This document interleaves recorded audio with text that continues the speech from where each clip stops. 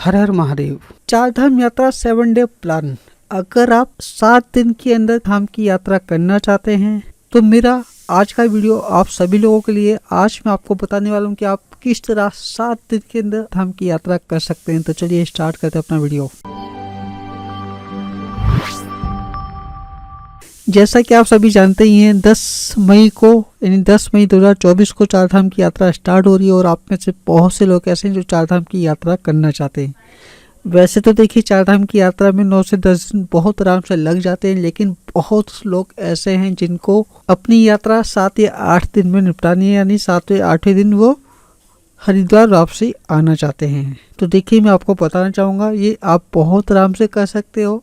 आपको किसी भी तरह की कोई प्रॉब्लम नहीं होने वाली अगर आप मेरे ही प्लान के अनुसार चलने वाले हैं। लेकिन चार धाम की यात्रा स्टार्ट करने से पहले हम समझ लेते हैं कि आखिर हमको तैयारी क्या क्या करनी है। तो सबसे पहले तो देखिए आपको चार धाम यात्रा का रजिस्ट्रेशन कर लेना है। चार धाम यात्रा का रजिस्ट्रेशन किस तरह किया जाता है इसकी पूरी जानकारी आपको मेरे ही चैनल पे मिल जाएगी। बाकी जब रजिस्ट्रेशन ओपन होगा, यानी जब मैं वीडियो बना रहा हूँ अभी रजिस्ट्रेशन ओपन नहीं है, जब रजिस्ट्रेशन ओपन होगा तो इसका एक अलग से वीडियो मैं अपलोड कर दूँगा, या फिर आप मेरे पुराने वीडियो को भी देख सकते हैं क्योंकि प्रोसेस सेम ही रहेगा। जो पुराने साल था वो इसी साल रहने वाला है। हालांकि हो सकता है कुछ चीज़ें अपडेट हो जाए, लेकिन रजिस्ट्रेशन अभी स्टार्ट नहीं हुआ है। तो सबसे पहले तो आपको यात्रा का रजिस्ट्रेशन कर लेना है और अपनी एक डेट फिक्स कर लेनी है कि इस डेट को हमें हरिद्वार से निकल जाना है।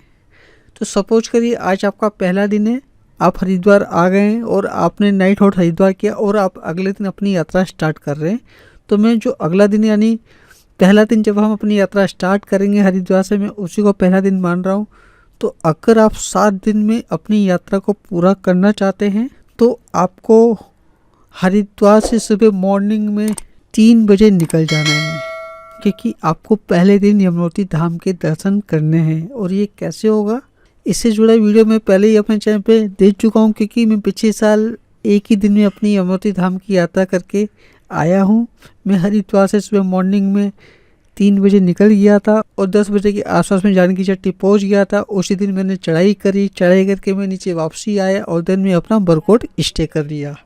तो चलिए पहले मैं आपको गूगल पे लेके चलता हूँ, पूरा मैं आपको दूरी दिखा देता हूँ और फिर हम इस पूरे प्रोसेस को समझने वाले कि आखिर हम किस तरह अपना प्लान तैयार कर सकते हैं। लेकिन यात्रा पे आने से पहले जो आपके पास बैग है उसमें गर्म कपड़े जरूर रख लेना, क्योंकि आपको चारों धाम में ठंड मिलने वाली है। आप भले मई में आओ या जून में आओ, ठंड मिलेगी। अगर आप जून के बाद आएंगे फिर तो आपको गर्म कपड़ों के साथ साथ बरसाती यानी छतरी की भी जरूरत पड़ सकती है, रेनकोट की भी जरूरत पड़ सकती है। तो ये सब सामान की लिस्ट मैंने ऑलरेडी अपने चैनल पे अपलोड कर रखी है, आप मेरे पुराने वीडियो को वॉच कर सकते हो।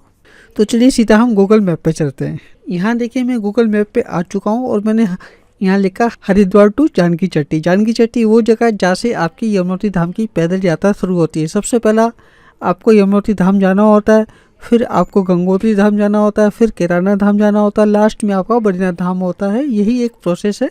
तो हरिद्वार से जानकी चट्टी में लगभग आपको 7 घंटे लगने वाले हैं। 236 किलोमीटर का सफ़र है। अगर आप सुबह मॉर्निंग में 3 बजे हरिद्वार से निकल जाएंगे, वैसे भी देखिए गर्मी का टाइम है, 5 बजे अच्छा खासा दिन निकल आता है, तो 3 बजे आप हरिद्वार से निकल जाइए अगर आपको अपनी यात्रा को 7 दिन में पूरा करना है। तो 3 बजे निकलने के बाद आप बहुत आराम से 10 बजे के आसपास जानकी चट्टी पहुंच जाएंगे। उसका मेन कारण ये सुबह सुबह आपको बिल्कुल रोड खाली मिलने वाली है, कहीं कोई आपको जाम नहीं मिलेगा, क्योंकि अगर आप हरिद्वार से लेट निकले तो आप जाम में फंसेंगे और फिर जाम में फंसने का मतलब है आप अपनी मंजिल पे सही टाइम पे नहीं पहुंच पाएंगे।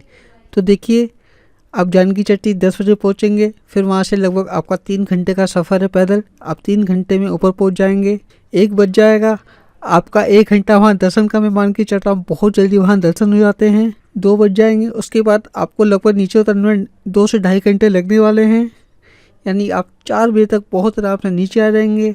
और 4 बजे नीचे आने के बाद आप सीधा बरकोट स्टे करिए। बरकोट स्टे करने के बाद आपका पहला दिन बरकोट हो जाएगा और पहला दिन आपका यमुनोत्री धाम के दर्शन हो जाएंगे। इसके बाद आपको अगले दिन बरकोट से सीधा गंगोत्री जाना है। यहाँ देखिए 6 घंटे का सफ़र है।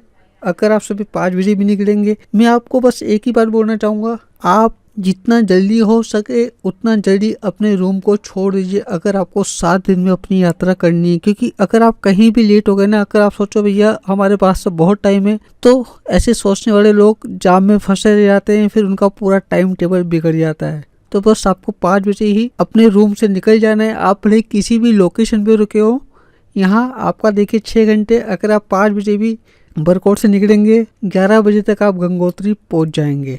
मैं मान के चल रहा हूँ 12 या 1 बजे तक भी आप गंगोत्री पहुंच गए तो आपके पास में दर्शन का बहुत टाइम होगा।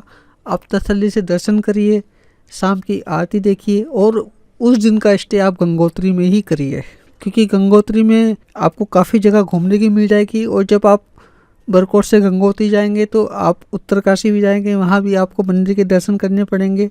तो इस सिचुएशन में आपका जो दूसरा दिन का स्टे है वो गंगोत्री में होने वाला है। आपके दर्शन हो गए दूसरे दिन गंगोत्री में और आपका नाइट होल्ड हो गया गंगोत्री में। तीसरे दिन आप सुबह 5 बजे गंगोत्री से सीधा सोनप्रयाग के लिए निकलेंगे। गंगोत्री से देखिए सोनप्रयाग की जो दूरी है लगभग 11 घंटे का सफ़र है। अगर आप 5 बजे भी निकलेंगे तो मैं मान के चल रहा हूँ शाम के 6 बजे तक आप बहुत आराम से सोनप्रयाग पहुँच जाएंगे।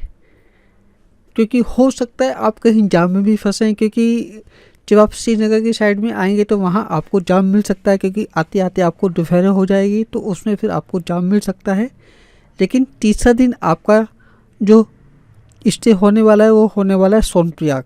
लेकिन इसके लिए बहुत ज़्यादा ज़रूरी है आप गंगोत्री से सुबह जल्दी निकल जाइए, या फिर आप एक ये भी कर सकते हैं कि जब आप अपना दूसरे दिन गंगोत्री जाएँ, अगर आप वहाँ जल्दी फ्री हो गए तो आप फ्री होके सीधा उत्तरकाशी लग जाइए। उत्तरकाशी आने में लगभग आपका 2 से 2.5 घंटा लग जाएगा आराम से। लेकिन मैं तो आपको यही बोलूँगा कि आप गंगोत्री स्टे करिए और फिर तीसरे दिन आप गंगोत्री से सीधा सोनप्रयाग आ जाइए। तो तीसरा दिन आपका सोनप्रयाग स्टे हो गया। चौथे दिन फिर आप सोनप्रयाग से गौरीकुंड जाएंगे और फिर केदारनाथ धाम जाएंगे और केदारनाथ धाम आपका स्टे होगा चौथे दिन।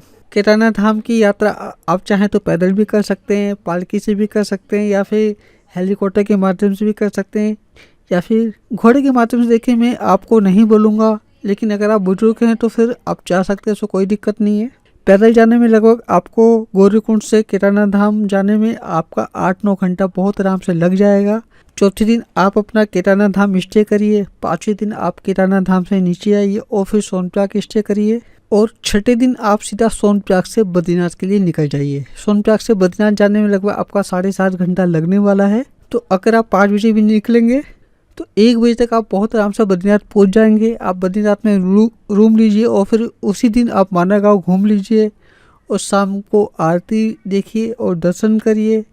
और फिर अगले दिन मॉर्निंग में यानी 7वें दिन आप जल्दी उठिए, क्योंकि 4 बजे बद्रीनाथ मंदिर के कपाट खुल जाते हैं। आप वहां जाके दर्शन करिए और 5 बजे तक आप फ्री हो जाएंगे। उसके बाद आप वहां से 7वें दिन बद्रीनाथ से हरिद्वार के लिए निकल जाइए। बद्रीनाथ से जो हरिद्वार का सफ़र है लगभग 9 घंटे। अगर आप 5 बजे भी निकलेंगे तो मैं मान के चल रहा हूँ शाम के 4-5 बजे तक आप बहुत आराम से पहुँच जाएंगे। तो ये मैंने आपको पूरा 7 दिन का प्रोग्राम बता दिया। ये प्रोग्राम खास उन लोगों के लिए है जिनको 7 दिन में अपनी यात्रा को पूरा करना है। अगर आप इससे कम दिन में भी अपनी यात्रा को पूरा करना चाहते हैं तो वो प्लान भी मेरे पास में है, जिसकी जानकारी आपको मैं आगे ज़रूर दूंगा। अगर आपको यात्रा से जुड़ी कोई और जानकारी चाहिए तो आप स्क्रीन पे देख कर नंबर मुझसे कॉन्टेक्ट कर सकते हैं, या फिर मेरे ग्रुप में जुड़ के, जो कि आपको स्क्रीन पे QR कोड दिखाई दे रहा है, इसका लिंक मैं आपको नीचे भी दे दूँगा। इस ग्रुप में जुड़ के आप यात्रा से जुड़े अपडेट भी प्राप्त कर सकते हैं, क्योंकि काफ़ी सारे अपडेट हैं जो टाइम पे आते रहते हैं। जैसे कि मौसम के अपडेट हो गए, हेली बुकिंग के अपडेट हो गए, यात्रा रजिस्ट्रेशन के अपडेट हो गए, और भी बहुत से ऐसे अपडेट हैं जो टाइम पर मैं आपको ग्रुप के माध्यम से देता रहूँगा और साथ ही साथ वीडियो भी अपलोड करता रहूँगा। तो आप मेरे चैनल को सब्सक्राइब करना ना भूलिए। तो आज के लिए बस इतना ही। हर हर महादेव।